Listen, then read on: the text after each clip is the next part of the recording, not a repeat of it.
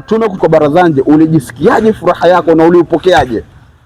Baada ya kupata taarifa na mwaliko huu, nilipokea vizuri kwa sababu mimi ni mmoja katika wapenzi wa Maulid, wapenzi wa barazani. Kwa hiyo nimepokea vizuri kwa sababu naamini hapa pana watu wakubwa, pana walimu, pana maulama, pana mafanani ambao tunaweza kujifunza vitu vingi sana.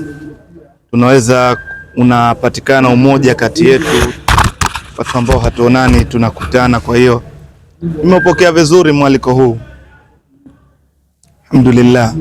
Shukran. Sisi wapenzi wako MRM tumefurahika sana kukuona.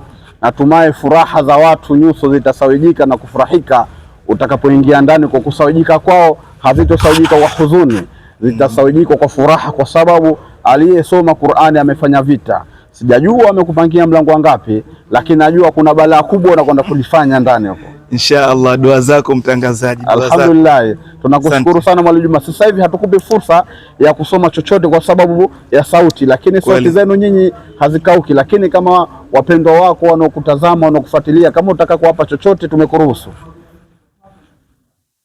Asante sana. Sote waumini tulona yaqini, tushikamaneni, tuendeleze kamba ya dini. Tushikamaneni, tuendeleze kamba ya dini.